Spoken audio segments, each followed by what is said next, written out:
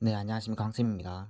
오늘 국세기본법 제가 생각해 출제 예상 1순위 주제 부정이익 제척기간, 부정이익 가산세 이 부분에 대해서 준비를 해봤고요. 제가 사실관계 요약이라든지 답안을 작성하는 방법이라든지 좀 더 플러스 알파의 점수를 얻을 수 있는 방법들을 뒤에서 소개해 줄 테니까 요거는 요 영상을 한번 꼭 시청해 주셨으면 좋겠습니다. 일단 이 판례를 선정한 이유를 먼저 말씀을 드릴게요. 첫 번째는 최근 판례예요. 2021년도 판례고 전원합의체 판례입니다. 중요한 판례죠. 그리고 단골 출제되는 주제 두 가지가 결합돼서 문제가 나올 수 있다는 점에서 가산세 제적기간 계속 나오죠. 2018년도, 2019년도 계속 나와요. 그게 결합돼서 나올 수 있다는 점에서 중요한 의미를 가지고 있다고 보이고, 세 번째는 배점과 변별력입니다. 배점이 15점에서 20점 사이로 충분히 구성할 수 있는 배점을 만들 수가 있고, 그리고 판례가 다른 민법이나 헌법상 논리랑 결합되어 있는 부분이 있다 보니까 변별력을 갖춰서 7점을 하기가 수월한 것 같습니다. 제 기준에는 그래요. 네 번째는 일리가 있는 반대 의견과 헌법의 논리 때문에 세법당 엄격 해석 원칙, 합법성의 원칙을 살짝 배치가 되는 부분이 있어가지고 중요하다 생각을 해요. 그 구글 같은데요. 2021년도 주요 판례 치시면 나올 겁니다. 그만큼 중요한 판례예요. 당연한 걸 가지고 왔고 한번 설명해 드릴게요. 사건 번호는 20172-38959. 자, 이 내용이고 보면은 판결문이 내용이 되게 많아요. 한번 대략적으로 보면은 뭐 나이스 정보통신에 대한 부분이고 뭐 이렇게 쭉 나오죠. 파일에 대한 사실관계도 원래는 읽어보는 게 좋은데 시간이 없잖아요 저희가. 제가 그 부분을 요약해서 답안지를 쓰는 거를 알려드릴게요. 그런 어렵고 귀찮은 건 제가 할 테니까 여러분들은 정리된 사실관계 가지고 대충 파악만 하시고 답안을 어떻게 작성하실지만 생각하시면 됩니다. 자, 제가 뒤에 쓰는 답안도 판결문을 근거로 만드는 답안지예요. 파란색으로 막 쳐져 있죠. 이 내용을 보고 찾고 저도 생각을 많이 했죠. 이 판례가 나올 거라고 생각을 했기 때문에 작년에 안 나왔기 때문에 올해 출제 가능성은 대단히 높은 주제다라고 생각을 합니다. 뭐 저만 그러는 거 아니에요. 다른 강사님들도 다 중요하다 해요. 근데 강사님들은 어떤 주제가 중요하다 할 때는 좀 조심스러운 게 있지 않습니까? 뭐가 나올지 모르고 그 책임은 본인들이 맞는 부분이 있다 보니까. 근데 저는 그런 게 없잖아. 책임이 어디 있어요. 그냥 편안하게 말씀을 드릴게요. 자, 사실관계 이해 먼저 한번 해볼게요. 자, 이러한 사기나 범행 행위 사실관계를 좀 파악을 하시고 암기를 하시는 게 좀 더 판례 답안지 쓰기가 수월하실 겁니다. 사실관계 이해는 이게 05년도부터 10년도까지 있었던 사건이에요. 그 사이에 사건이 발생했고 사건들을 한번 자세히 살펴볼게요. 원고는 나이스 정보통신이에요. 뭐 다 아는 부분도 있을까 생각을 해요. 갑법인이에요. 갑법인이고 여기 A 업무 총괄이사 사실상 대표자예요 이분이. 그리고 B 영업 담당이사 이렇게 있었고, 그리고 대리점 다른 법인이에요. 인격체가 다른 법인의 C라는 대표이사랑 A, B, C랑 공모를 해서 을이 허위 세금계산서를 발행하고 AB는 법인으로부터 하여금 여기 대리점의 을 회사에 해당 금액을 지급해야 된다고 사기를 쳤어요. 그렇게 되면은 세금계산서 내역이 있고 지급한 내역이 있으니까 당연히 법인은 경비 처리를 하겠죠. 근데 이게 본래 송금이 아니죠. 사업에 인해서 발생하는 송금이 아니지 않습니까? 실제로 사업과 연관성이 전혀 없는 그런 내용이고 허위 금액이죠. 허위 지급 금액. 본래 송금이 세법상 법인세법상 송금이 아님에도 당기순이익에 회계 계상할 때 당기순이익에 포함되어 있기 때문에 과세상 각사삼년도 소득에 해당 이 비용으로 처리가 돼서 각사소가 과손계상됐을 거 아닙니까? 그러면 자, 법인세 신고는 했겠죠. 매년 법인세 신고는 했으니까 그러면 과소신고가 해당이 되죠. 그래서 과세관청이 이걸 들고 나온 겁니다.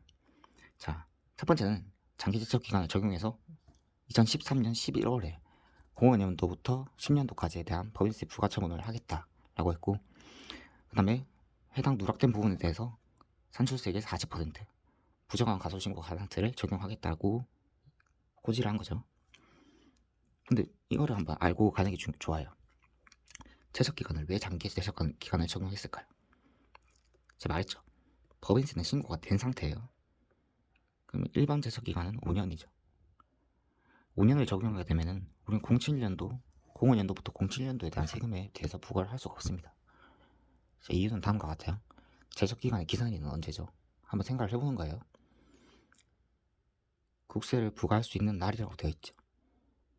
그리고 시행령 조문에서 국세를 부과할 수 있는 날이란 신고하는 세목의 경우 법정 신고 기한의 다음 날, 즉 4월 1일이죠. 08년 4월 1일부터 5년이 경과하게 되면은 13년 11월 당시에는 제척기간이 모두 도과한 상태죠. 부과 처분을 할 수가 없는 상태예요. 그렇기 때문에 부정 10년의 제척기간을 적용한다면 전부 다 과세를 할 수 있겠죠. 그렇기 때문에 과세관청은 장기 제척기간과 동일한 논리로 부정 과소신고 가산세를 적용해서 부과 처분을 했어요. 원고는 이에 대해서 소송을 제기한 거죠. 부정행위로 볼 수 없다, 이런 식으로 제기를 한 겁니다. 그러면 한번 답안을 구성을 한번 해볼까요? 저라면 이렇게 못 써요. 근데 이런 식으로 저도 쓰겠다고 예상을 했어요. 나오게 되면 이런 식으로 써보려고 노력을 해야지 라고 생각했기 때문에 그걸 토대로 만들었습니다.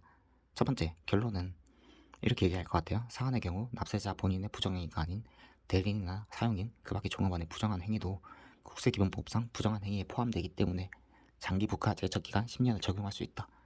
다만 상당한 주의 관리 감독을 게을리했다 볼 수 없는 이러한 경우에 대해서 제재의 목적인 부정한 과소신고 가산세 40%는 부과할 수 없다라고 결론을 쓰고, 그 다음에 근거를 쓰겠죠. 근거는 첫 번째 관련 법령 규정을 쓰겠죠. 장기 부과 제척기간 제도 혹은 제척기간이라고 쓰시고, 본래 제척기간은 5년인데 납세자가 사기 있다가 밖에 부정한 행위로 국세를 포탈한 경우에는 그 부과 제척기간을 국세를 부과할 수 있는 날부터 10년으로 한다고 명시가 돼 있어요. 국세기본법에. 두 번째 가산세죠.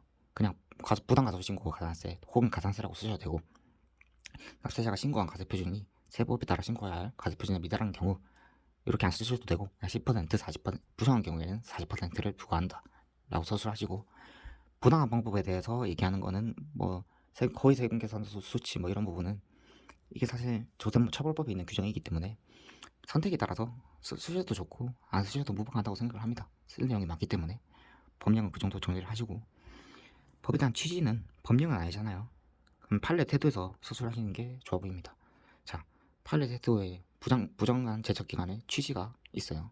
판례 번호는 2013-7667이고 국세에 관한 과세요건 사실의 발견을 곤란하게 하거나 허위의 사실을 작출하는 등의 부정한 행위가 있는 경우 과세관청이 탈루신고임을 발견하기 쉽지 아니하여 부과권 행사를 기대하기 어렵기 때문에 본래 제척기간인 5년이 아니라 10년을 적용한다라고 판례되어 있어요. 취지가.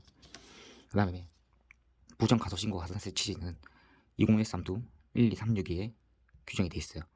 과세요건 사실을 발견하고 부과권을 행사하기 어려우므로 납세 의무자로 하여금 성실하게 과세표준을 신고하도록 유도하기 위해서 무겁게 제재를 가하는 데 있다.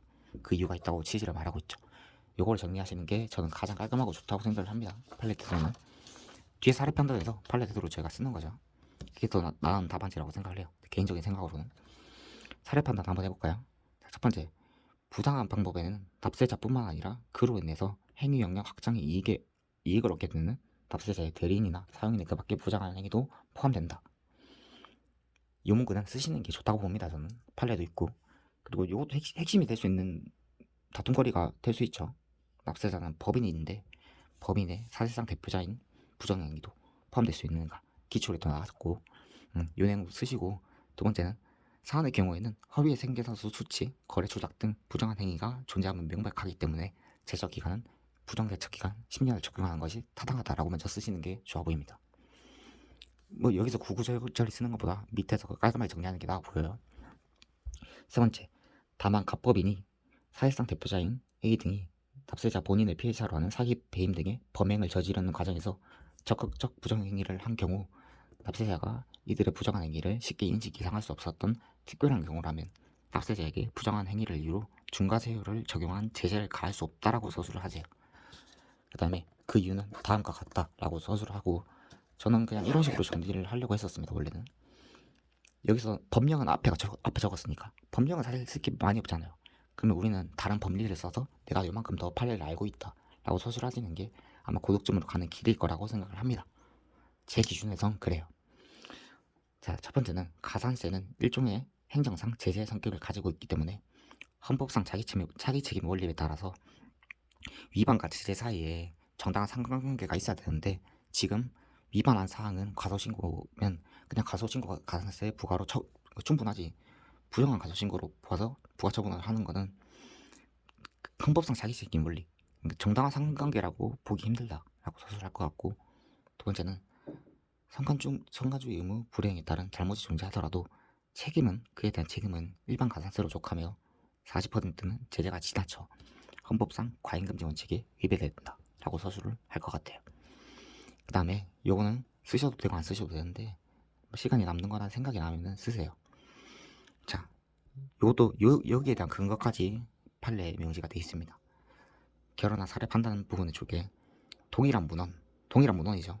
부정한 방법, 부정행위라는 것은 국세기본법상 제소기관과 과소신고 관련세 동일하게 문헌이 되어 있습니다.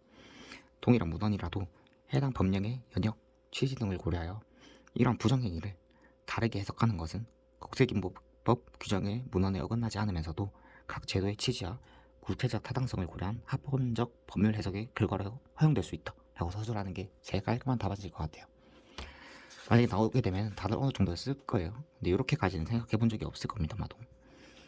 그러니까 이런 부분은 한번 생각을 해보고 나도 이런 식으로 써보면 좋겠다, 또는 시험장에서 기억날 수도 있잖아요.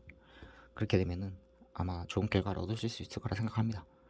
이렇게까지 해주는 사람 잘 없잖아요.